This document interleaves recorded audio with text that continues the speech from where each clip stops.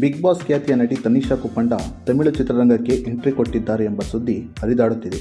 ಮೊನ್ನೆಯಷ್ಟೇ ಪೆನ್ಡ್ರೈವ್ ಚಿತ್ರದ ಸುದ್ದಿಗೋಷ್ಠಿ ಮುಗಿಸಿದ ತನಿಷಾ ತಮಿಳು ಚಿತ್ರರಂಗಕ್ಕೆ ಎಂಟ್ರಿ ಕೊಟ್ಟಿದ್ದಾರೆ.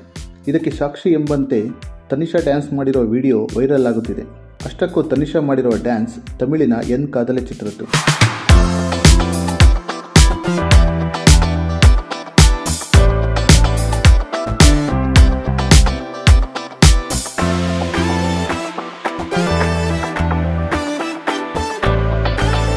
ಎನ್ ಕಾದಲೆ ಚಿತ್ರದ ರಾಸಾನ ಒತ್ತ ರೋಸ ಎನ್ನುವ ಹಾಡಿಗೆ ತನಿಷಾ ನೃತ್ಯ ಮಾಡಿದ್ದಾರೆ.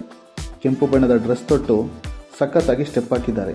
ಇದರ ಒಂದು ಮೇಕಿಂಗ್ ವಿಡಿಯೋವನ್ನು ತನಿಷಾ ತಮ್ಮ ಇನ್ಸ್ಟಾ ಖಾತೆಯಲ್ಲಿ ಹಂಚಿಕೊಂಡಿದ್ದಾರೆ. ಡ್ಯಾನ್ಸ್ ನೋಡಿದ ಪ್ರತಿಯೊಬ್ಬರು ಬೆಂಕಿ ಡ್ಯಾನ್ಸ್ ಸಖತ್ತಾಗಿದೆ ಎಂದು ಕಮೆಂಟ್ ಕೂಡ ಹಾಕಿದ್ದಾರೆ.